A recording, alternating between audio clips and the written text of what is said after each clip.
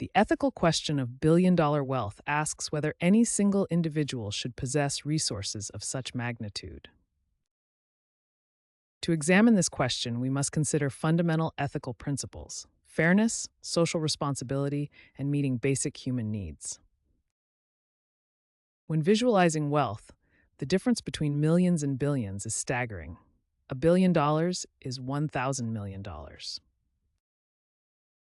When a single person controls vast resources equivalent to what could support thousands or millions of others, we face a fundamental ethical question about the concentration of wealth.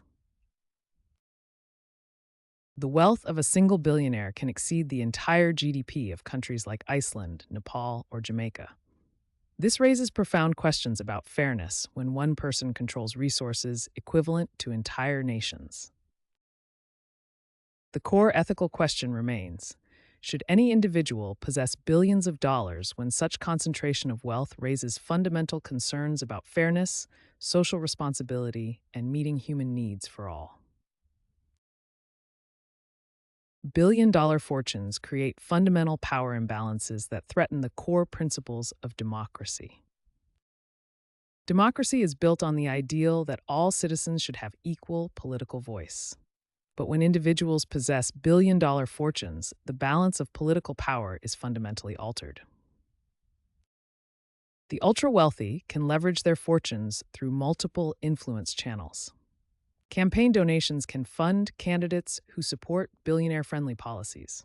Lobbying efforts can shape legislation to protect and expand billionaire wealth. Media ownership allows control over information and public discourse. And funding think tanks helps shape policy discussions to favor their interests. This disproportionate influence leads to a significant disconnect between public opinion and policy outcomes. Despite strong public support for higher taxes on the ultra-wealthy, such policies are repeatedly blocked.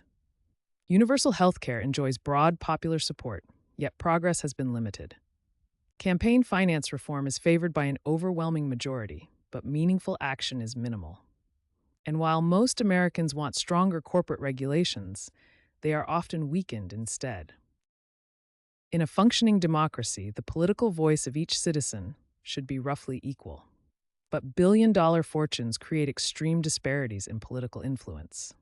When extreme wealth can purchase political power, the democratic ideal of equal representation becomes impossible to achieve. This fundamentally undermines the core democratic principle of one person, one vote, and creates a system where policy increasingly favors the ultra-wealthy at the expense of everyone else. The narrative of the self-made billionaire is one of America's most powerful myths. But the idea of the lone genius who builds a vast fortune through individual effort alone ignores the reality of how wealth is actually created. No fortune is built without the foundation of public goods and collective infrastructure. This includes public education that trains workers and innovators, transportation systems that move goods and services, legal frameworks that protect property rights and enforce contracts, scientific research, often publicly funded, that enables technological innovation, and the contributions of workers who actually build and maintain the products and services that generate wealth. All of these public and social factors converge to enable what we call a self-made billionaire. Despite benefiting disproportionately from these shared resources, many billionaires minimize their contributions back to the very systems that enabled their success. They often employ sophisticated strategies to avoid taxes, including offshore accounts, strategic charitable donations, and various loopholes in tax codes. In reality, no fortune exists in isolation. Every billion-dollar wealth accumulation is built upon and sustained by the collective infrastructure that we all contribute to maintaining. Billionaires often pay lower effective tax rates than middle-class workers, using sophisticated tax avoidance strategies. When we compare the effective tax rates, the disparity becomes clear. Middle-class workers pay an average of 24.2% in federal taxes, while billionaires often pay just 3.4% of their income. A groundbreaking 2021 investigation by ProPublica revealed the extent of this issue. They analyzed confidential IRS data showing that many billionaires paid almost no federal income tax in some years. These low tax rates are achieved through various legal but ethically questionable strategies. This wealth hoarding removes resources from productive circulation in the economy. In a healthy economy, money flows between businesses, households, government, and investment. When billionaires hoard wealth, it gets removed from this productive cycle. They often store it in non-productive assets or offshore accounts. This tax avoidance by the wealthy shifts the tax burden onto those with less ability to pay. While billionaires use complex strategies to minimize their tax obligations, middle-class taxpayers bear a disproportionate share. This imbalance not only affects government revenue, but also undermines the basic fairness of our tax system and reduces economic growth by concentrating wealth in fewer hands. The opportunity cost of concentrated wealth represents all the social good that cannot be achieved because resources are held by a few individuals. The average billionaire has around $100 billion in wealth, a sum so large it's difficult to comprehend in practical terms. According to United Nations estimates, ending global hunger would cost approximately $30 billion annually, less than a third of many individual billionaires' net worth. This means a single billionaire's wealth exceeds what's needed to solve one of humanity's most pressing problems, with tens of billions to spare. The world's 10 richest people collectively control over $1.3 trillion. Just a fraction of this wealth could transform millions of lives. The opportunity cost of this concentrated wealth is staggering. It includes millions of preventable deaths, untreated illnesses, and unrealized human potential. Every $1 billion concentrated in individual hands represents resources not directed toward solving urgent social problems that affect millions of people worldwide. This massive opportunity cost is the true price of extreme wealth concentration. Philanthropy is often celebrated as a way for billionaires to give back to society. However, it presents significant problems as a solution to wealth inequality. When billionaires donate to charitable causes, they direct vast resources according to their personal preferences while simultaneously reducing their tax obligations. This creates an undemocratic approach to resource allocation. While democratic processes allow communities to collectively decide which problems deserve attention, billionaire philanthropy substitutes individual preferences for collective decision-making. Additionally, philanthropy often addresses the symptoms of problems rather than their structural causes. While alleviating immediate suffering is important, this approach fails to solve the underlying issues that create societal problems in the first place. Finally, charitable giving provides tax benefits that further reduce public resources. When billionaires donate, they receive substantial tax deductions, meaning less revenue for public services, infrastructure, and social programs that benefit everyone. In summary, while philanthropy may fund important causes, it represents an inadequate solution to the problems created by extreme wealth concentration. Extreme wealth doesn't just impact society, it also profoundly affects the psychology of the ultra-wealthy. Research demonstrates a diminishing return between wealth and happiness. After basic needs are met, additional wealth provides less and less psychological benefit. Billionaires often experience profound social isolation, physical security measures, distinct lifestyle differences, and the inability to trust others' motives create psychological barriers. Extreme wealth often brings heightened security concerns. The wealthy must constantly question whether people are approaching them for genuine reasons or for access to their wealth and resources. Multiple studies from institutions like UC Berkeley have found that wealthy individuals show less empathetic brain activity. The constant focus on wealth accumulation and personal success appears to physically reduce the brain's capacity for empathy. Paradoxically, extreme wealth creates its own psychological burdens. Billionaires report experiencing trust issues, decision fatigue from endless options, guilt and self-doubt about their wealth, identity crises, and deep anxiety about their purpose. To summarize, extreme wealth negatively impacts psychological well being through social isolation, security concerns, reduced empathy, and unique psychological burdens. The evidence suggests billion-dollar fortunes may ultimately undermine the very happiness and human connection they are meant to provide.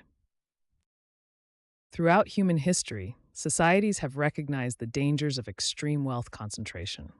Let's examine how different civilizations implemented mechanisms to limit wealth accumulation.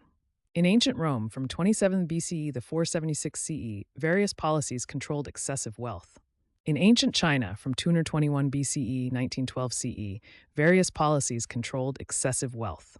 In medieval Europe, from 500 to 1500, various policies controlled excessive wealth. In U.S. Progressive Era, from 1890 to 1920, various policies controlled excessive wealth. In post-war U.S., from 1950s, various policies controlled excessive wealth. Ancient Rome limited land ownership to 500 jugera, established wealth taxes, and restricted conspicuous consumption by the wealthy.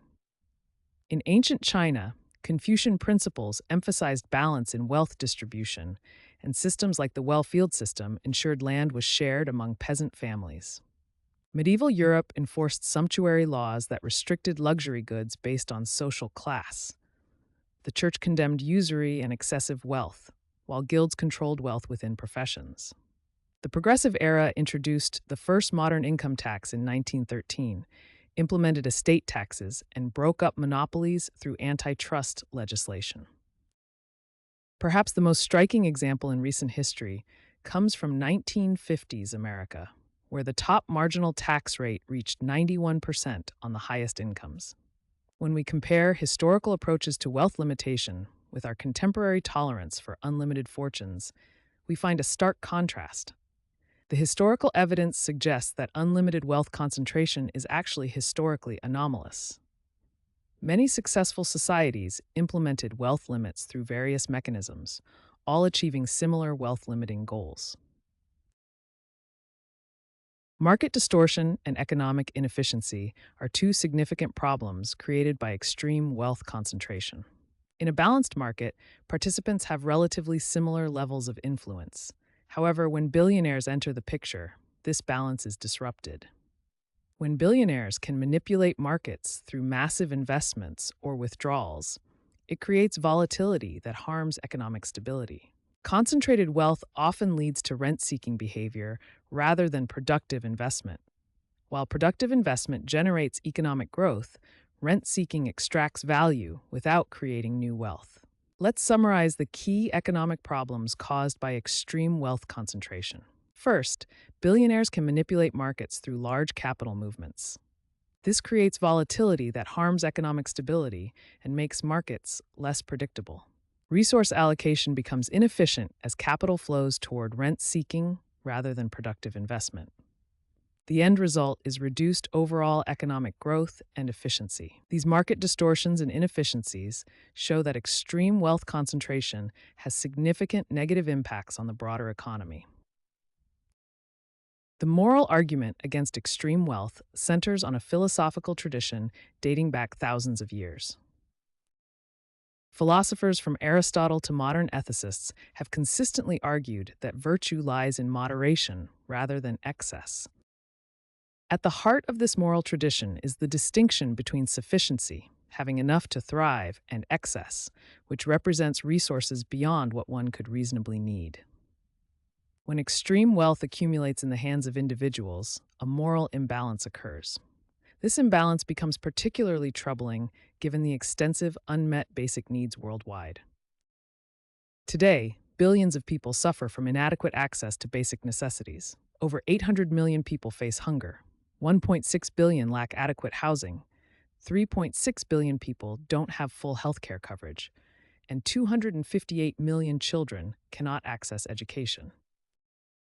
Across major ethical frameworks, the moral case against extreme wealth finds support. Utilitarian ethics suggests resources should be distributed to maximize overall well-being. Rights-based ethics maintains that securing basic rights for all people takes moral priority over the unrestricted accumulation of wealth.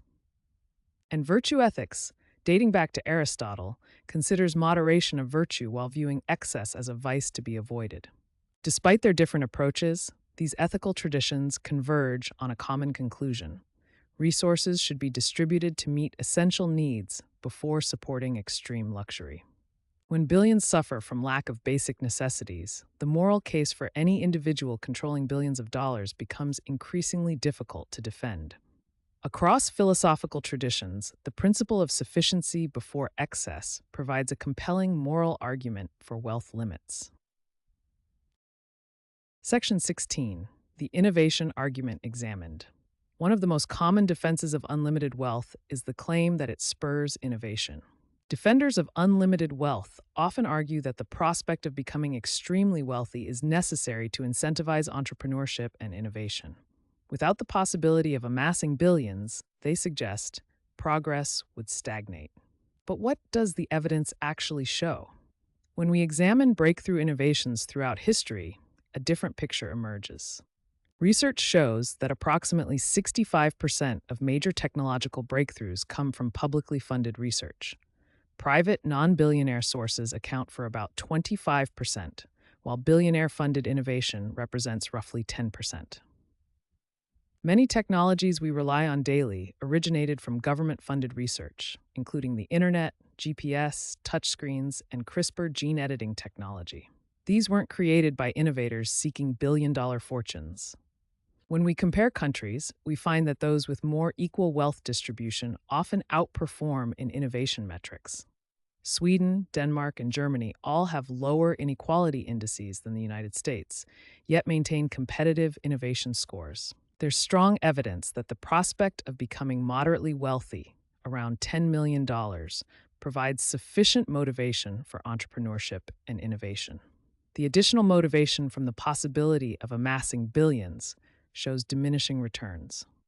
In summary, the argument that unlimited wealth is necessary for innovation doesn't hold up to scrutiny.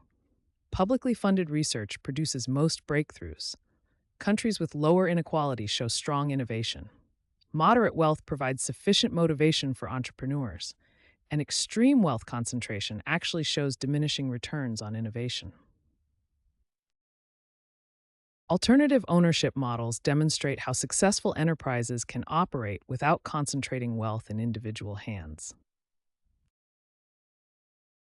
Three major alternative models include employee ownership, public benefit corporations, and cooperatives.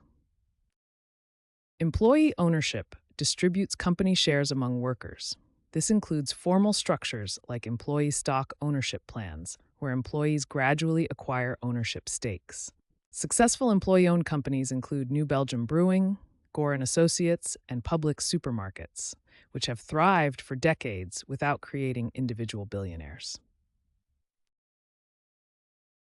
Public benefit corporations have a legal obligation to create public benefit alongside profit. Unlike traditional corporations focused solely on shareholder value, they must consider all stakeholders. This represents an evolution in corporate purpose. While traditional corporations primarily maximize shareholder returns, benefit corporations balance profit with social and environmental impact. Cooperatives are member-owned and democratically governed organizations. Unlike traditional corporations, they operate on the principle of one member, one vote, regardless of investment size. In the cooperative structure, members are both owners and users of the enterprise. They collectively make decisions and share in the profits based on participation rather than capital investment. Alternative ownership models show measurable advantages over traditional corporate structures across several key metrics. Studies show these models demonstrate greater economic resilience during downturns, significantly higher worker satisfaction, stronger community connections, and comparable or better innovation outcomes. The key insight from these alternative models is that successful enterprises don't require concentrated ownership or billionaire wealth. In fact, evidence suggests they often outperform traditional corporations on multiple metrics. By distributing ownership and decision-making power, these models create broader prosperity and demonstrate that innovation thrives without concentrating wealth in individual hands. Different societies around the world have developed varying approaches to wealth concentration. Let's examine how different regions approach wealth distribution and inequality. The Scandinavian countries have developed a particularly noteworthy approach to managing wealth. Let's compare Scandinavian countries like Denmark with the United States. Denmark maintains significantly lower inequality through progressive taxation while still scoring high on innovation indices. Scandinavian countries maintain comprehensive social programs that benefit all citizens. These include universal health care, free education through university, subsidized childcare, and robust pension systems. When we compare economic and social outcomes, we see that Scandinavian countries like Denmark perform exceptionally well. Denmark scores highly on measures of happiness, life expectancy, education, and innovation, despite having more equitable wealth distribution. These examples clearly demonstrate that limiting extreme wealth concentration is entirely compatible with maintaining prosperous, technologically advanced economies. Scandinavian countries show that through progressive taxation and comprehensive social programs, societies can achieve greater equality while fostering innovation and maintaining high living standards for all citizens. Billion-dollar fortunes create dynastic wealth that perpetuates advantage across generations. When extreme wealth is passed down through generations, it creates a pattern where advantage compounds over time. Wealth passes from one generation to the next, with the advantages of inherited money extending far beyond the original fortune maker. Research shows that wealth inheritance is now the dominant factor in determining economic outcomes for many individuals. This entrenchment of privilege undermines meritocracy, reduces social mobility, and contradicts the ideal that success should depend on talent and effort rather than birth circumstances. Imagine life as a race. Those with inherited wealth start far ahead of others, even before any display of talent or effort. This fundamentally contradicts the meritocratic ideal that success should be determined by one's talents and efforts, not by the circumstances of one's birth. Dynastic wealth perpetuates inequality across generations, making birth a stronger predictor of success than merit. The concept of the social contract is central to understanding the ethical basis for wealth limitations in society. In a social contract, individuals accept certain limitations on their absolute freedom to secure benefits for everyone in society. Just as we accept limits on behaviors that could harm others, such as traffic laws, speed limits, and tax obligations, reasonable limits on wealth accumulation can be understood as necessary for maintaining the social cooperation that makes prosperity possible. No right to unlimited accumulation exists in nature. It is a social creation that can be modified when it harms collective welfare.